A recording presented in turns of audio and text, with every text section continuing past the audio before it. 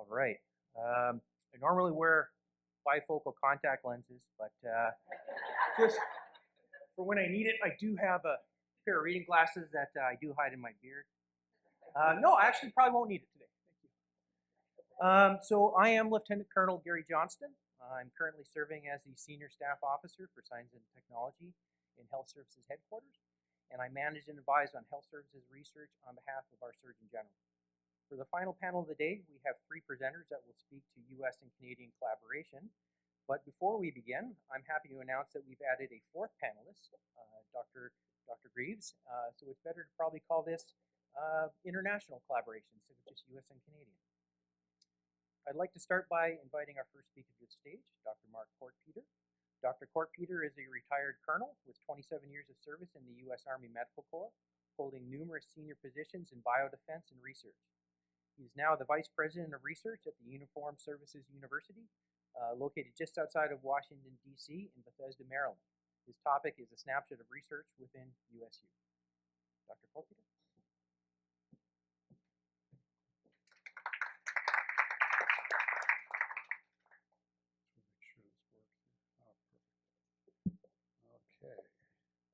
Bon après-midi tout le monde. Merci pour l'occasion de parler avec vous aujourd'hui. Okay, so I'm very happy to be here. Thank you for the invitation. So I'm going to talk about a little bit. I was just asked to kind of give a little snapshot of USU and really mainly USU research. So it's pretty high level. So it's great to see a lot of participation from USU folks here. So this is something you already know, but for those who don't know USU, hopefully this will be beneficial. So the standard disclaimer everybody else has stated, so I'm not going to go over that. Just to orient you where we are in the sort of the Department of Defense, you can see this sort of wiring diagram. So at the top you can see Secretary of Defense, and then Undersecretary of Personnel and Readiness, and then the ASD Health Affairs. So we actually fall directly under Assistant Secretary of Defense for Health Affairs. As you can see, we have, I guess this laser pointer doesn't work, but you can see we're down there on the lower right, and you can see we're a sister organization to the Defense Health Agency. We both answer to ASD Health Affairs. So I like to say, our mission is unique, and in terms of the research realm, you can see even in our mission statement, we talk about training scientists and then conducting cutting-edge military relevant research. And then we have 3 mission domains. One of them is research and scholarship. So this is a very basic orientation here in terms of what is USU. So there are 5 parts to USU. The oldest in terms of the schools is the School of Medicine. And so these are active duty or public health service personnel who are serving in the military, and they may not be in the military beforehand, but when they come in, they are active duty. And we also have we offer PhD and other graduate degrees through the School of Medicine, as well as our Graduate School of Nursing. So interesting thing that Graduate School of Nursing is actually active duty nurses who decide they want to come back for some additional training in graduate work to go sort of some advanced practice nursing or anesthesia, or they can get PhDs as well. And that's also located, as the School of Medicine is, in Bethesda. Now we have another campus that we call USU South down in San Antonio, and that's where our postgraduate dental college is. And here again, these are active duty dentists. They're already practicing out there, but they decide they want to come back and get some advanced degrees. And then and they're actually distributed all across the country where they're getting their training.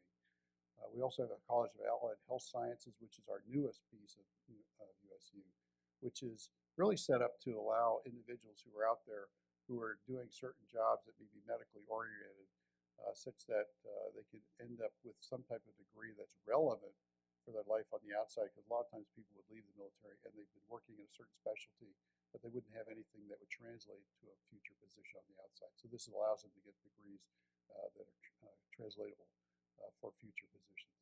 And then finally, we have the AFRI, which is the Armed Forces Radiobiology Research Institute, which provides, really it's designed to provide countermeasures and develop countermeasures and understand the pathophysiology of exposure to radiation. And so, little known fact, we do have a nuclear reactor in Bethesda, Maryland. So we are very nicely positioned here in Bethesda for collaboration research. You can see on the right side, right on the same campus as the Walter Reed National Military Medical Center, and then we are across the road from the NIH. So we partner frequently with Walter Reed as one of our major both training sites for our educational activities as well as for research, clinical research. And then we partner with multiple different centers at NIH, places like the NHLBI or the NIAID and National Institute for Mental Health. We are a little bit of a hybrid if you think about medical campuses. So we are, academically driven, and you see here sort of the knowledge-driven idea of an academic health center. And then we are also, but we work in the federal government as Department of Defense, so we are also have sort of needs that we have to solve, have to apply for the federal space. And essentially, we like to say we're mission driven as a Department of Defense institution. So in terms of research, then we have to balance this challenge that we have basic and clinical science looking at discovery, typical of any academic health center, and our professors there and our faculty have to follow similar kind of pathways for promotion as any other academic center in terms of papers and clinical practice guidelines, things like that, society memberships, and then we have the translational work we need to do, focusing on the DoD's needs. And I think as I've seen, I've been associated with USU directly since about 2011, and as I've seen sort of an evolution where we're moving a little more toward this requirement to make sure the work we're doing is actually meeting the needs of the DoD. And then we get funding in various ways. We have a certain amount of program funding for research. In addition, our investigators will apply for grants like any other medical school, nursing school, applying for research grants in places like the NIH or various foundation awards. We also have some funding to allow some intramural discretionary awards as well. We like to say we do everything essentially take something from the bench to the bedside to the field. You can see the different, the basic science departments listed there on the left, and sort of more the clinically focused departments, and some of the work we do also is in the field settings, things like infectious disease. We have a Center for Global Health Engagement, et cetera.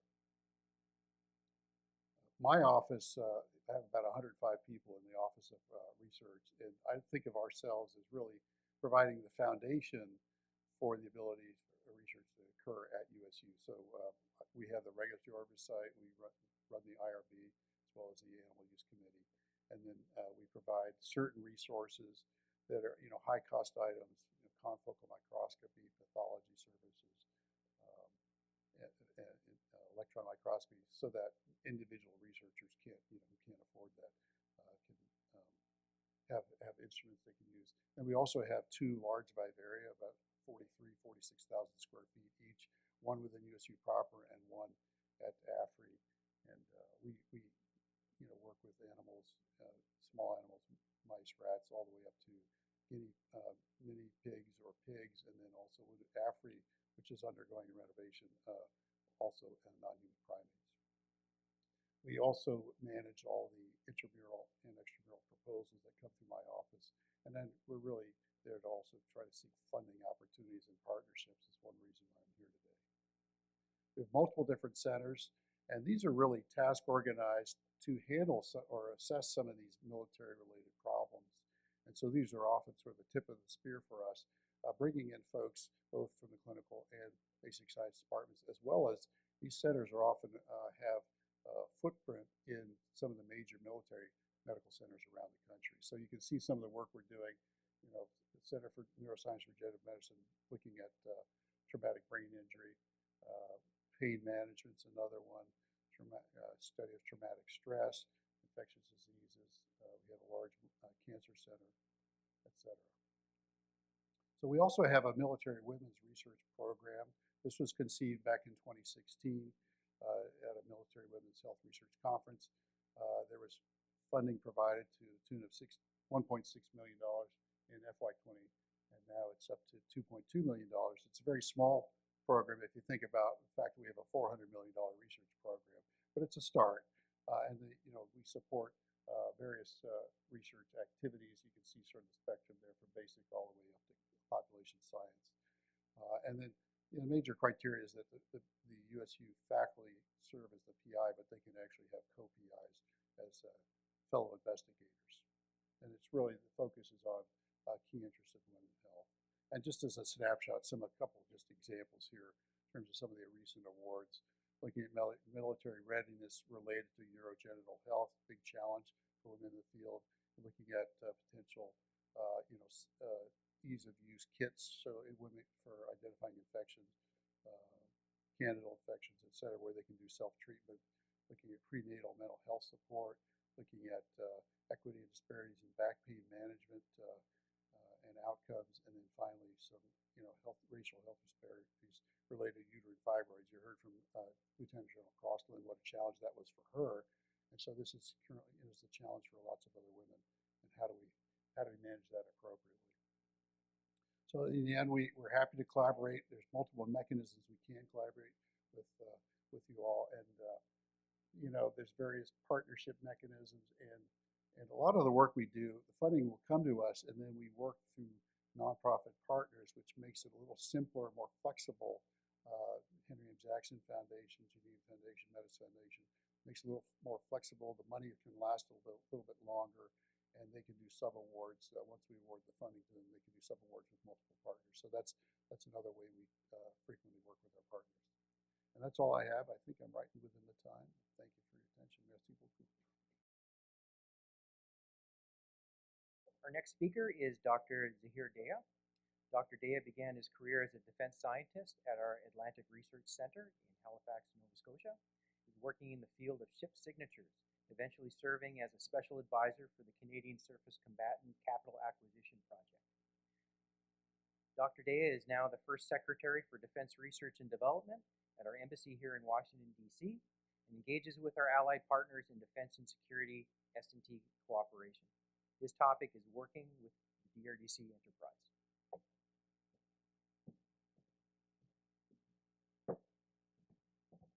Good afternoon, everybody. Thank you very much for the introduction. If you understood that introduction, right, it should be very clear to you that I'm a physicist and not a physician, right? So that's the first disclaimer, right? I mean, there's nothing of a medical orientation in my presentation, right? It's more about collaboration, more about process. So I'll get on started with it.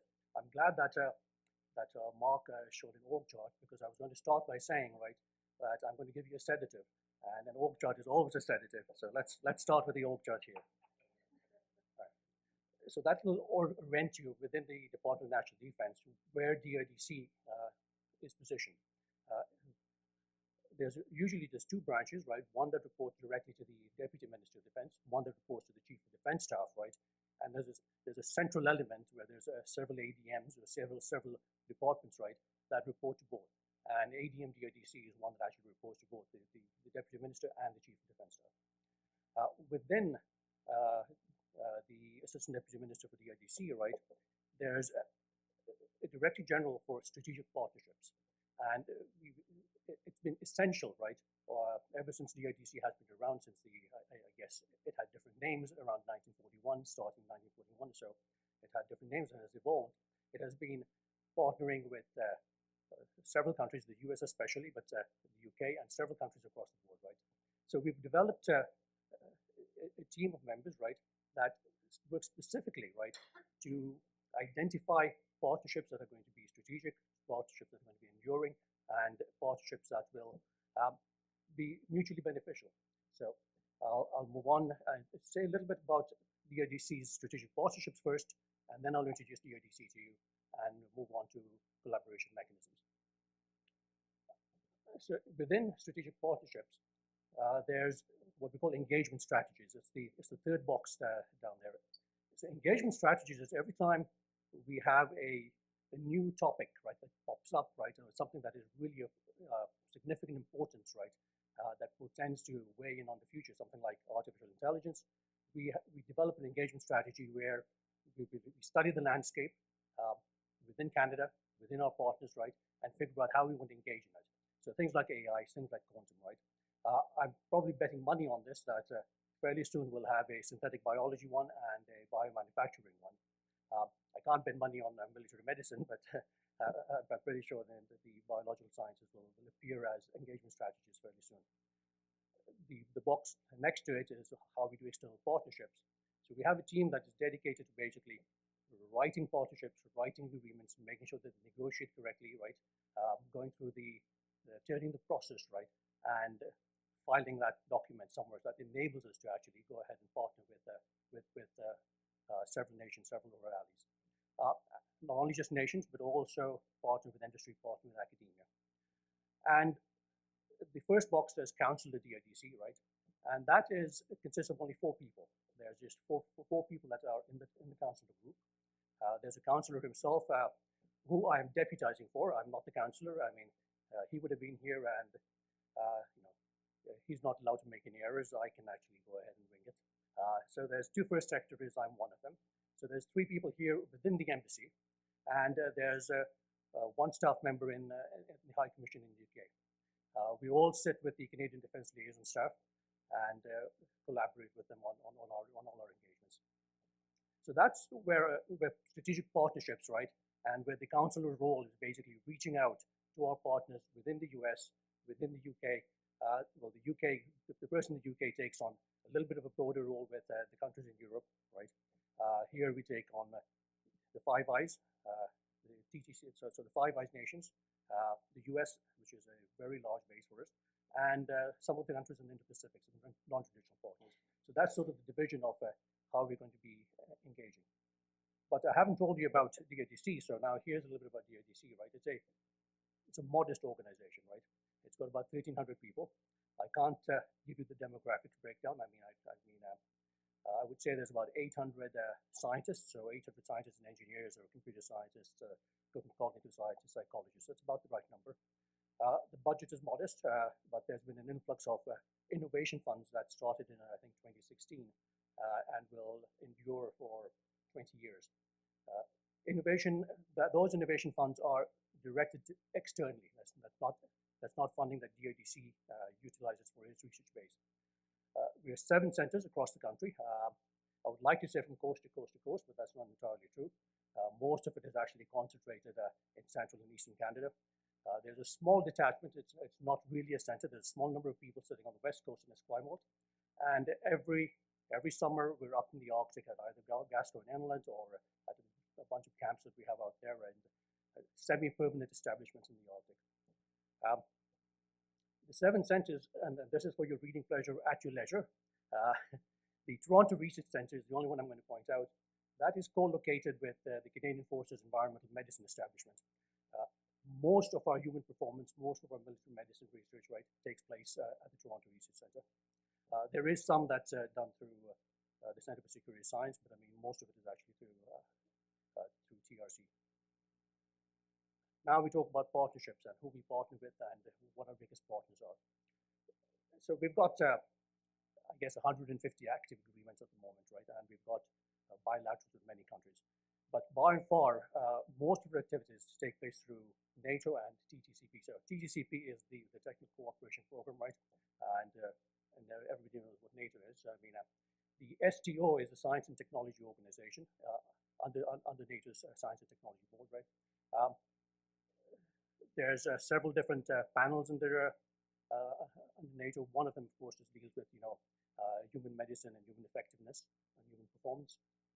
That's the one that's relevant. And a couple of presenters have already talked about NATO RTGs and NATO exploratory groups, so I know that you're aware of it. That is a very simple way for DRDC to participate with the NATO panel.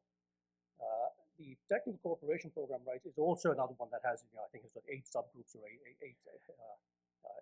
areas of interest. Well, I wouldn't say 8 areas of interest. There's 8 subgroups, and then there's topics of interest or communities of interest that it has. And one of the subgroups is actually human performance, human effectiveness.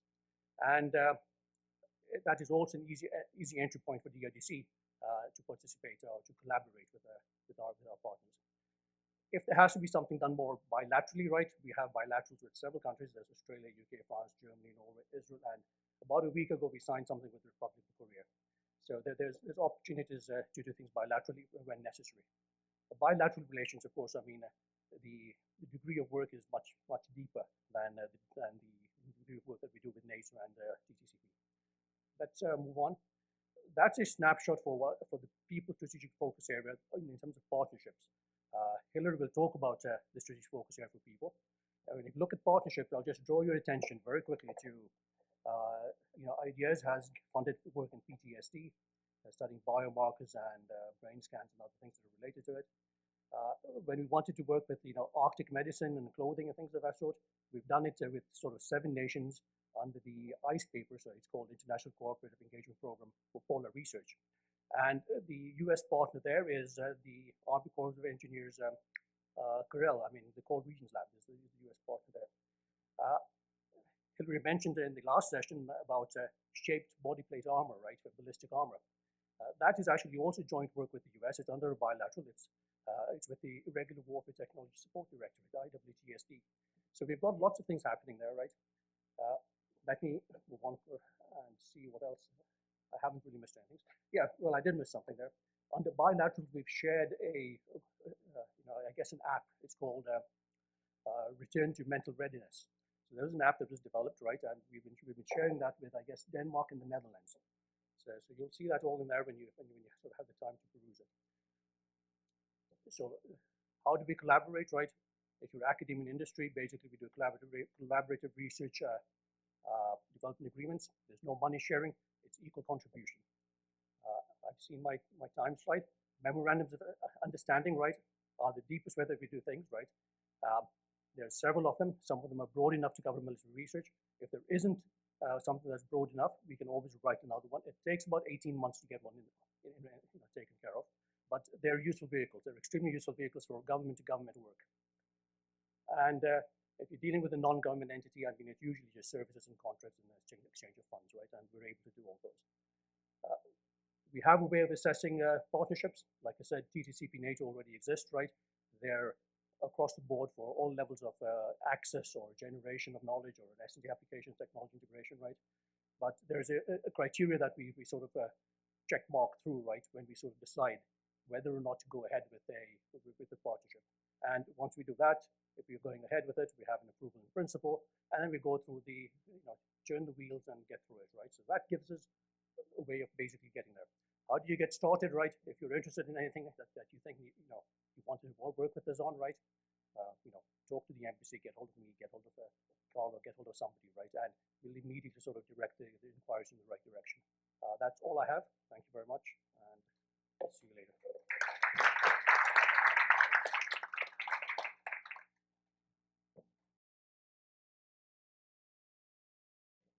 Our next speaker is Hillary Boulay-Green, who spoke earlier on military clothing and equipment as part of the last panel. Her biography has not extensively changed in the last hour, but I will say that in her position as the acting director for the People S&T program within DRDC, she's very well situated to speak on her second topic of the day, working with defense scientists within Defense Research and Development Canada's S&T program.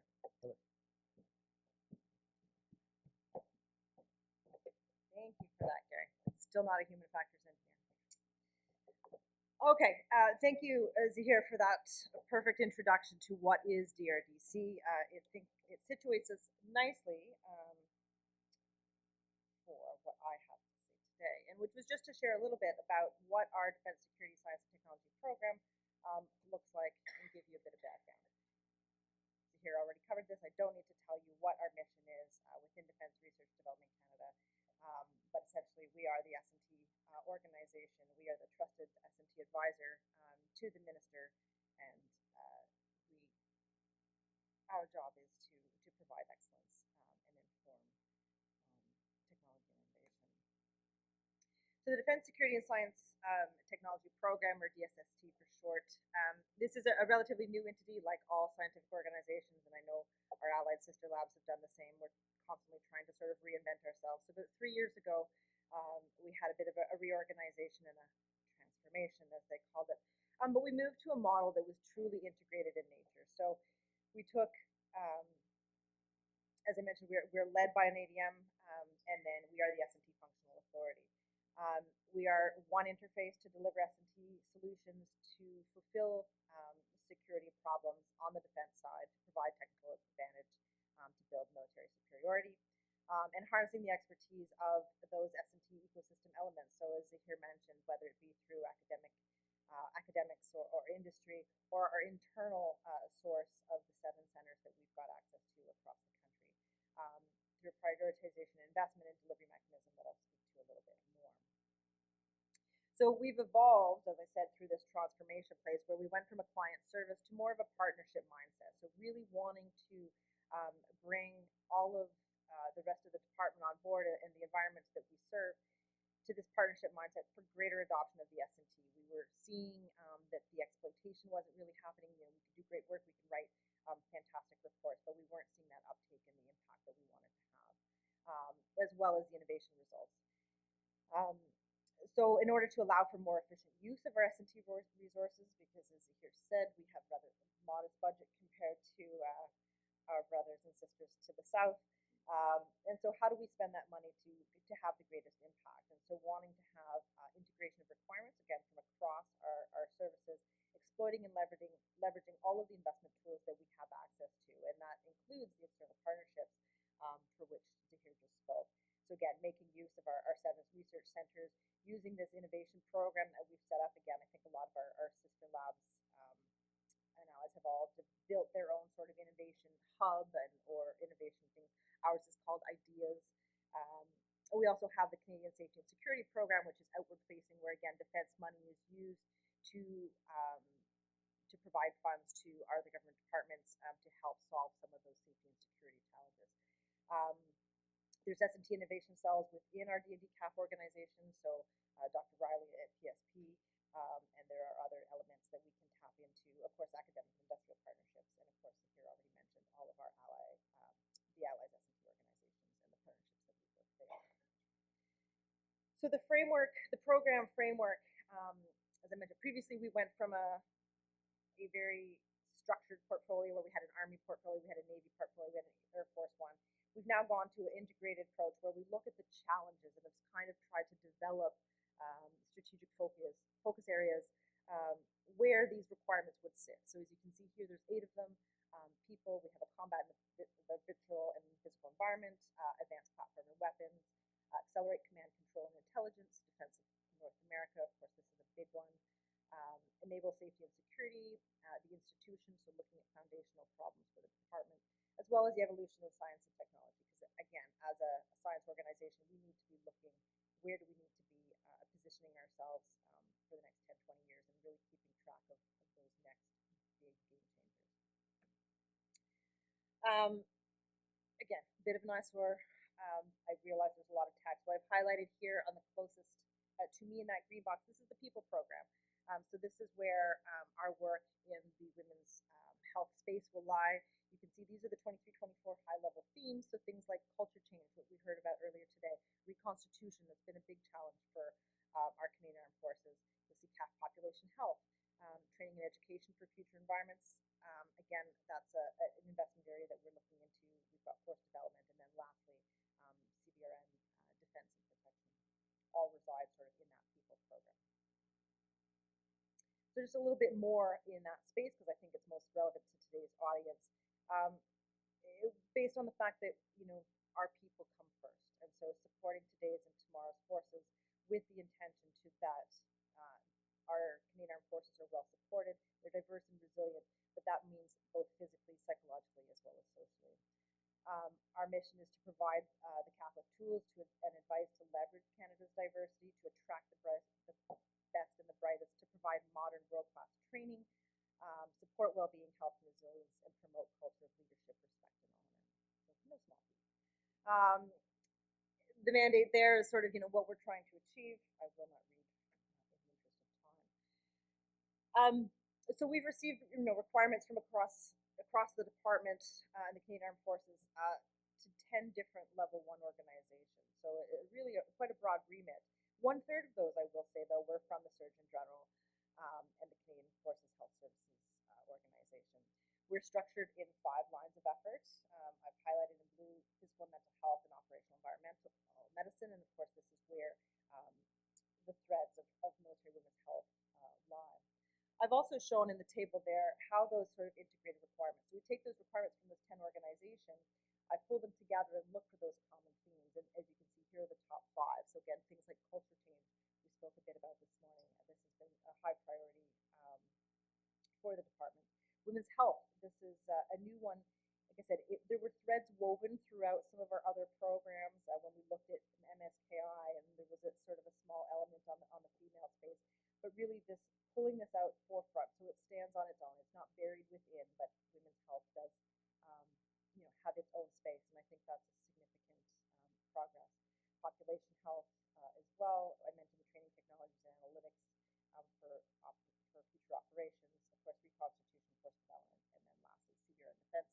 We'd really miss, given the current geopolitical situation, to not include that one.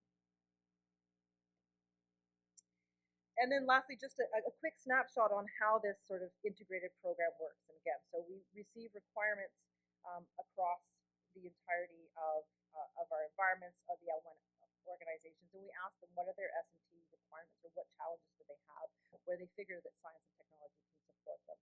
This is done through an annual call letter. It's sent out, and we ask for their inputs and collate them back.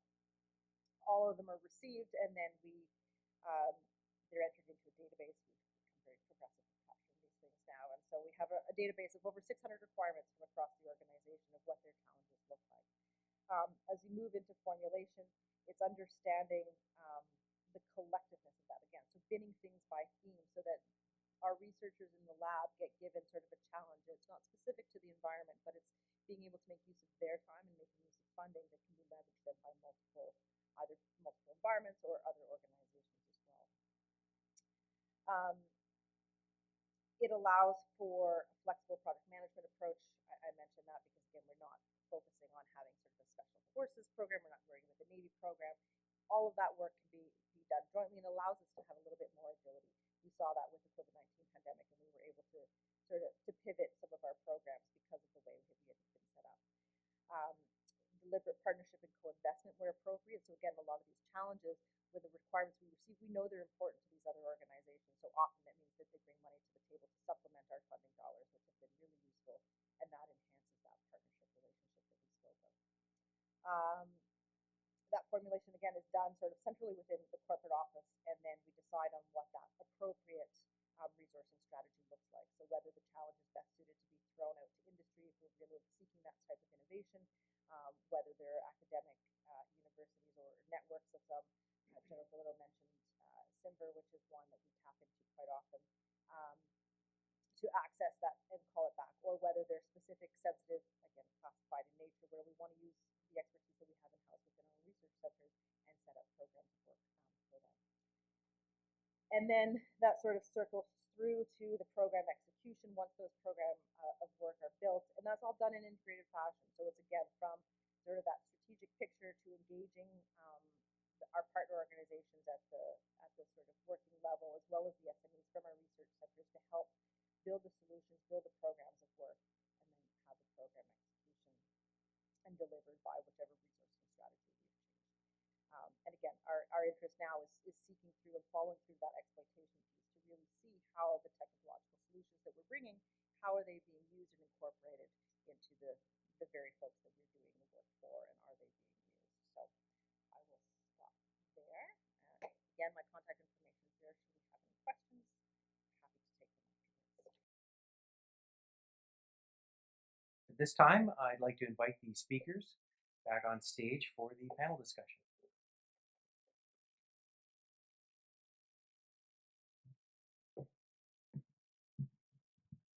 And do we have any questions from the live stream? Nothing from the live stream. Any questions at the microphone? I am willing to entertain questions on my beard.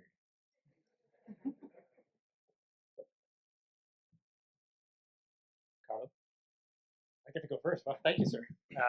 So I have a question. It's the first question I get to ask today. It is about who the most appropriate contact within DoD uses would be for Canadians trying to start research project. We've had some growing pains on our side, as some organizations are now falling under DHA when they were previously covered by other MOUs or CRADAs, or some organizations going over to TRADOC that used to fall under Army Medical Command, for example.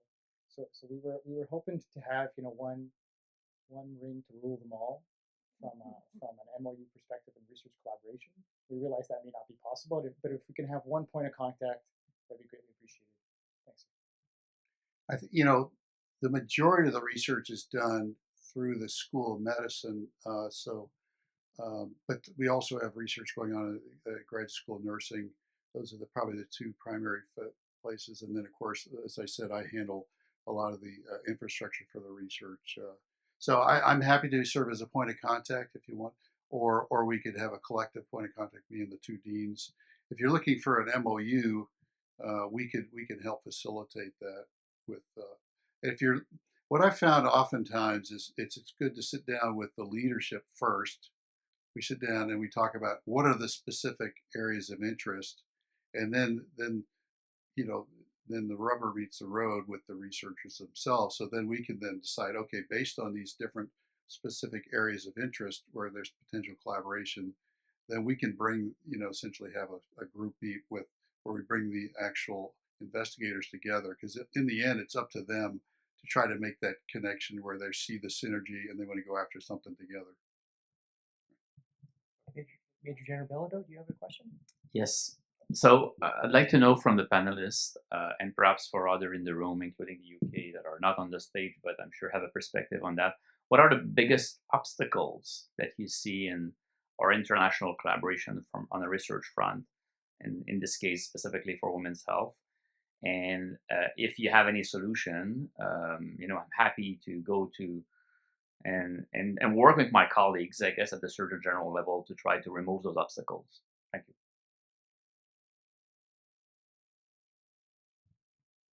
A lot of times money is an obstacle, but I think,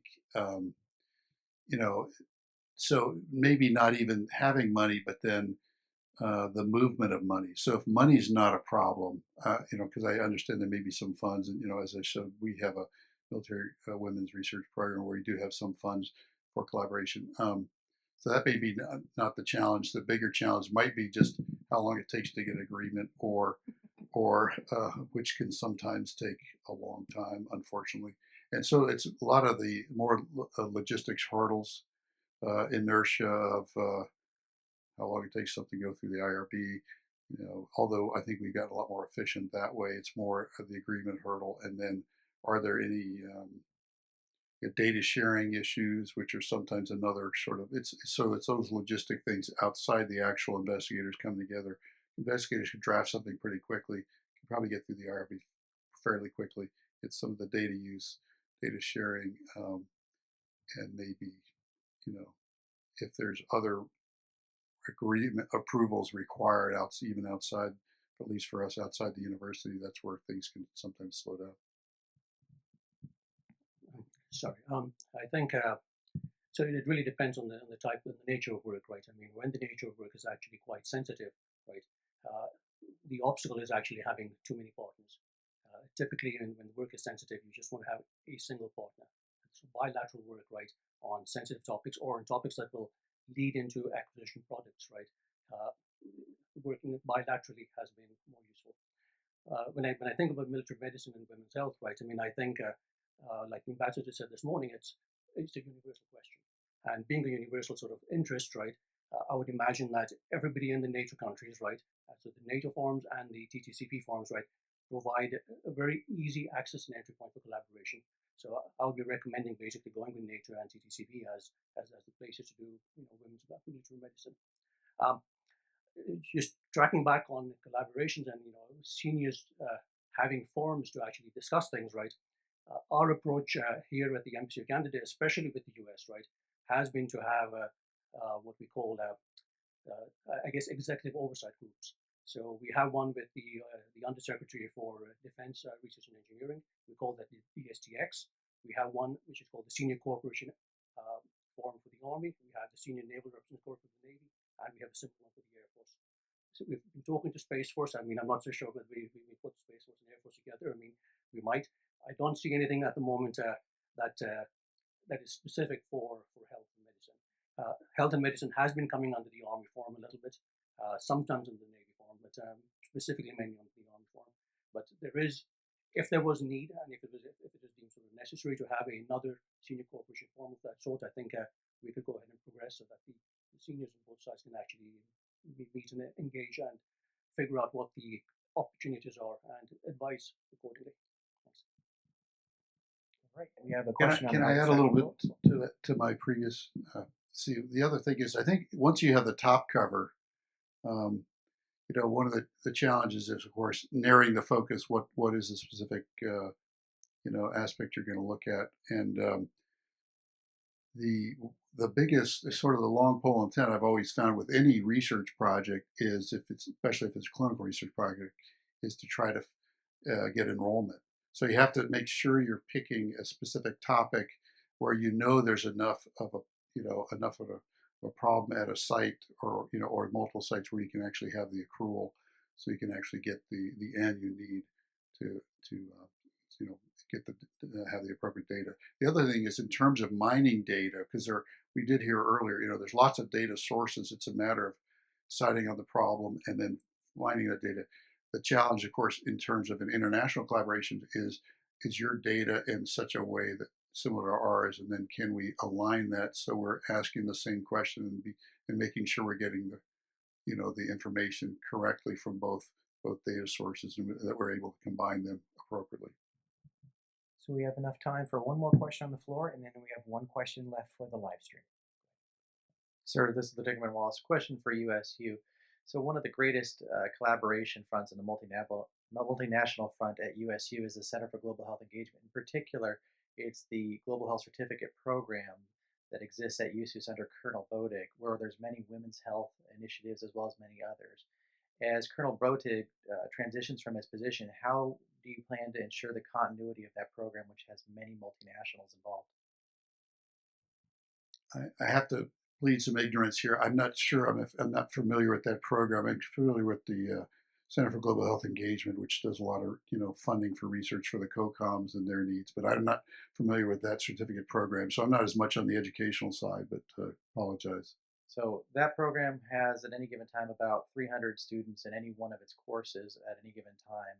It's got people from New Zealand, Australia, Canada, UK, USAID, CDC, several other partner nations. I've seen even Italians on there too. So it collaborates on an interactive basis several times a week in the evenings worldwide. And it's essentially almost universally run by him, with multiple subject matter experts from around the world teaching and helping grade it. But he's kind of the linchpin that brings them all together and does it. And as he transitions out this summer, there's a real risk that the program falls apart. Well, I'll take that back and talk with Captain Shao about it, because obviously, you know, this is always a risk. A lot of the things we do are personality driven, and making sure that you have something that's set up in terms of infrastructure, so it's not just based on one personality. And hopefully, I'll talk to him and see what the plans are. If you give me your contact information, I'll try to get back with you. Thank you, Dr. Porter. And our last question from the live stream.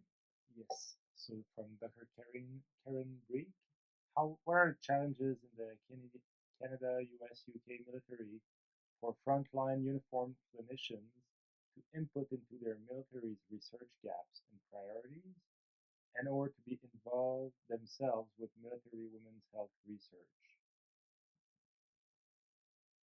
The main challenges. Sorry, can you repeat it one more time, please? Yes.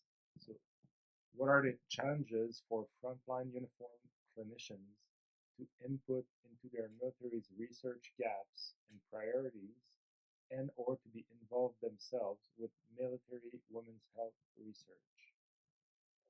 So I believe, as Hillary spoke, there is input directly from the forces into our program, so into the Canadian program, right? I'm not so sure about, I'm sure the US does something similar, and so does, always goes out to the combatant commands and gets their input, right? So, and that input is prioritized in certain ways. So in Canada, certainly the input comes directly from the different branches of the forces, right? And their participation in field testing, right, has been happening at CFME, so Canadian Forces Environmental Medicine Establishment with DRDC Toronto, where a significant amount of field testing with Canadian Forces on personnel. I mean, human field trials, so to speak, right? I mean, having gone under the there's certainly a clearance process for it, right? And we are able to actually do that there. So they do participate in that research. So I mean, if you're measuring neck strain, right? I mean, because of different kind of helmets, right? I mean, the Canadian Forces are participating in those experiments that measure neck strain. I think that's what I want to add there. I think that's if I've understood the question correctly, I think yes on both fronts. The input is sought, and their participation is commonplace. Thank you. I'll just add, if I could, in terms of the idea of how does someone get involved, one of the things I just think back to the day. So I'm retired Army. I was in for 27 years, and when I did my utilization tour as an internist at Fort Bragg, and then I ran a preventive medicine department at Fort Sill. What I found is that if someone has an interest in getting involved, there are usually mechanisms and activities going on. It's a matter of talking to people and finding out what is going on. For example, I think about, we have various programs. As I said, our centers have sort of foundational activities in many of the medical centers around, but then we also have programs, research programs going on with some of the operational units at places like Fort Bragg, down at Fort Benning, and places like that. So there are activities going on, at least in the U.S., out at more of these smaller hospitals, medics, and the training bases and things like that. So if you ask about what's going on, there's ways to get involved. I think, and then what I found then is if you're interested, and then the other key thing for a junior investigator is if you're interested and you want to get involved, you actually have to deliver on the mail. So if you say you want to help out with something, and then someone throws you an opportunity, you actually have to, go for it, and you actually have to deliver. And then one thing leads to another. And I never thought I'd be involved in research, especially at this level. And so these little opportunities I had when I was at clinic, I worked on an HIV study. When I was at Fort Sill, we worked on a bicillin study with our training base. So there were a lot of other things going on. It's just a matter of, talk and find out who's doing what, and then hopefully that'll lead you some potential pathways.